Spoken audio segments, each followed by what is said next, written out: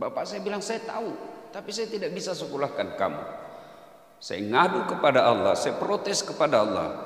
Saya tamat SD. Kenapa orang tuaku miskin? Saya tidak terima. Saya alhamdulillah sejak SD rajin ke masjid.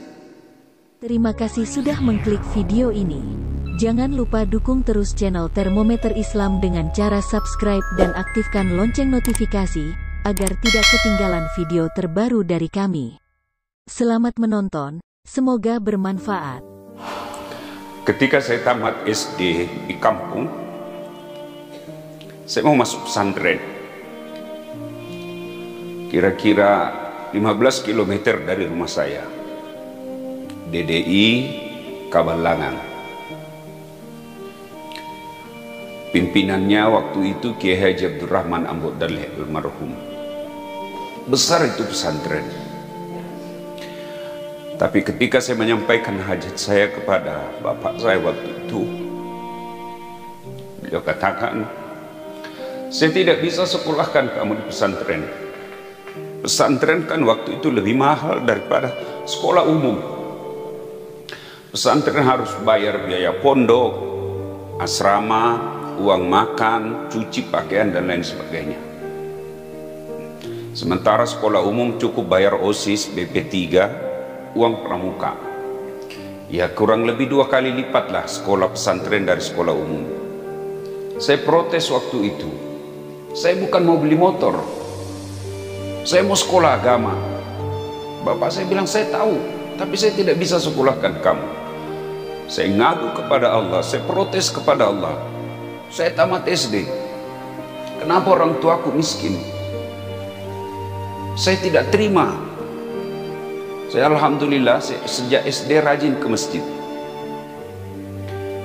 Akhirnya saya sekolah SMP yang lebih dekat dari rumah saya, 2 km. Ya jalanlah dari rumah ke sekolah waktu itu. Tamat SMP, saya lupakan sudah untuk niat sekolah pesantren. Saya masuk SMA ke Makassar, merantau. Tamat SMA, saya kuliah di Unhas. Tamat SMA, bapak saya tidak mau kalau saya sekolah umum. Saya lulus di Sospol, sosial politik. Bapak saya bilang, apa itu sekolah politik? Sekolah itu kan tipu. Bapak saya kan almarhum tidak punya sekolah. Taunya politik itu tukang tipu. Apa kau sekolah politik? Saya tidak mau kau jadi tukang tipu. Saya kau mau sekolah ustaz. Karena waktu itu sudah mulai dikenal Zainuddin Nemsen. Saya daftarlah di IAIN Alauddin, Institut Agama Islam Negeri, yang sekarang menjadi UIN. Waktu itu saya tamatan SMA pasti kewalahan masuk di sekolah agama. Maka saya mengambil jurusan, niat saya mau masuk di jurusan pendidikan agama dengan niat jadi guru agama, fakultas tarbiyah kalau pendidikan agama. Takdir Allah, waktu itu belum pakai komputer orang daftar, pakai pensil. Yang saya lingkari peradilan agama. Jauh sekali itu kan, pendidikan agama dengan peradilan agama. Pendidikan agama di tarbiyah, peradilan agama di syariah. Lulus saya. Wah, kewalahan saya di dalam. Saya merahasiakan kuliah di Unhas karena bapak saya tidak mau kalau saya sekolah di Unhas 3 semester. Saya rahasiakan kalau saya kuliah rangkap. Ketahuan juga, marah bapak saya. Mana bisa kau sekolah 2? 1 aja orang setengah mati, apalagi 2 tempat kuliahmu, tidak mungkin. Saya bilang, kasih saya waktu. Dengan izin Allah bisa selesai dua-duanya. Selesai di Unhas cepat, 3 tahun 8 bulan. Bahkan saya masuk golongan wisudawan terbaik, 3 tahun 8 bulan. Di IAIN saya selesai 7 tahun dengan IP 2,1. Dosen saya waktu itu, pembimbing saya namanya Ibu Nur Huda Nur. Nah itu pembimbing skrip saya. Dia bilang, capek sudah saya lihat mukamu. 7 tahun kuliah. Teman saya sudah pada selesai, saya masih babak belur. Saya sudah mau di DO waktu itu Pak Kiai. Sudah dikasih surat mau DO. Sama dekan saya namanya almarhum Profesor Dr. Basok Midong, ahli hadis. Mau dikasihlah saya surat DO. Masuklah saya di kamar dekan. Dilihat, Dasat Latif, bukan kamu yang selalu menulis di harian Fajar. Saya selalu menulis opini, rubrik opini. Saya, Ustadz, di situ tertulis penulis adalah mahasiswa pasca sarjana Unhas. Iya, saya pasca sarjana di Unhas sekarang S2. Bagaimana caranya?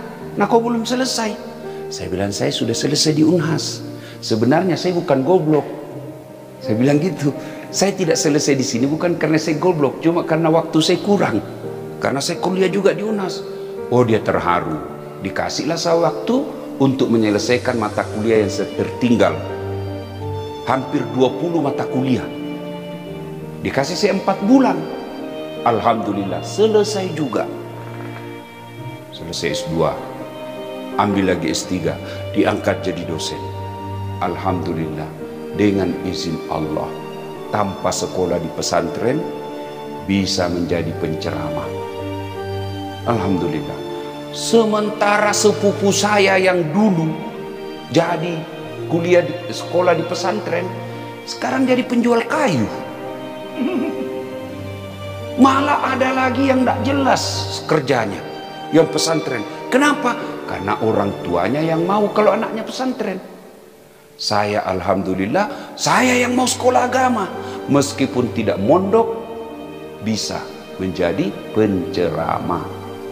Ya, makanya adik-adik sekalian, setiap saya melihat adik-adik sekolah di pondok, saya terharu. Kalian harus bersyukur. Tidak semua orang diberi nikmat oleh Allah seperti kalian. Coba. Jam berapa sekarang?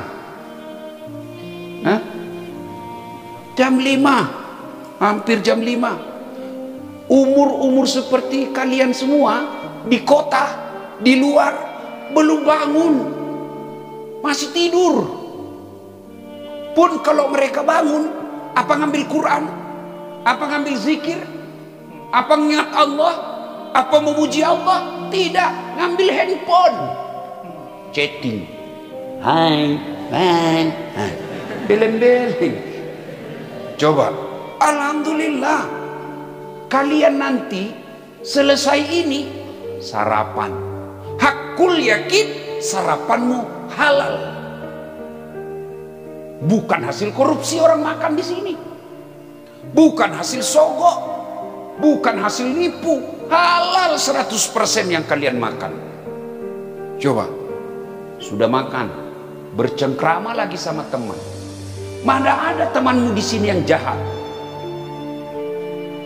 Temanmu di sini penghafal Quran. Temanmu di sini belajar agama. Bukankah 7 golongan di padang mahsyar kelak yang dilindungi oleh Allah? Satu di antaranya mereka yang bertemu dan berpisah karena Allah, bukan karena sinetron. Bukan berpisah dan bertemu karena sepak bola. Bukan berpisah dan bertemu karena kampanye. Tapi berpisah dan bertemu, berpisahnya karena Allah. Kalian semua lain. Tapi di pondok kan tidak enak, Ustaz. Makan tempe. Sate. Sayur tempe. Masih mau tidur dibangunkan. Pak, pak, pak.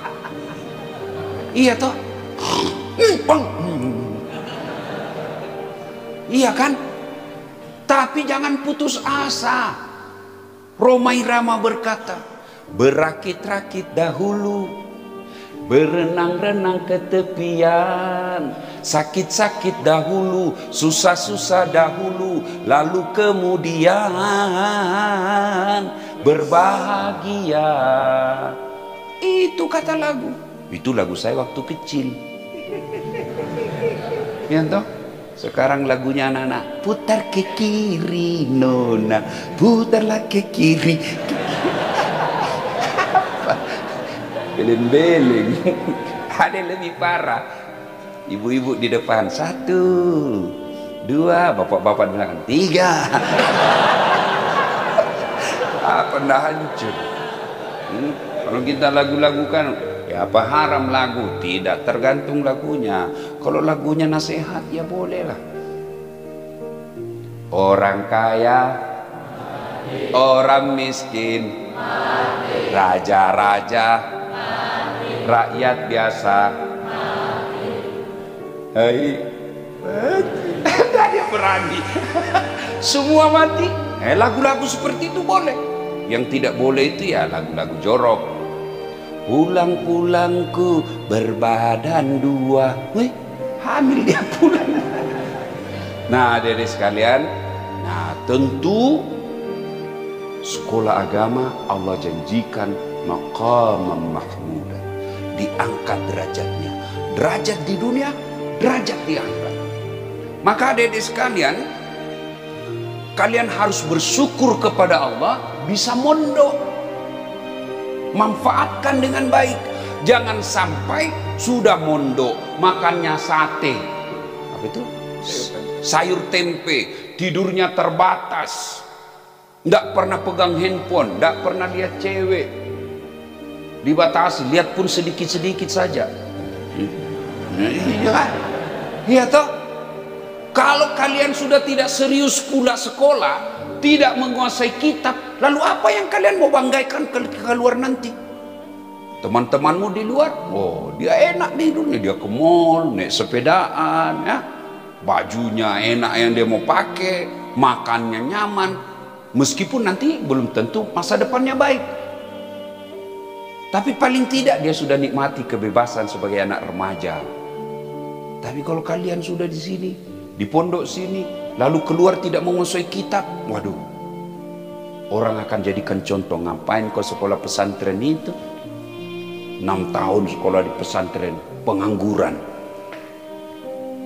Jadi angkat marwah ini pesantren. Saya anak santri, saya pemimpin masa depan, saya santri, saya pengusaha masa depan, saya santri, saya jadi ulama masa depan.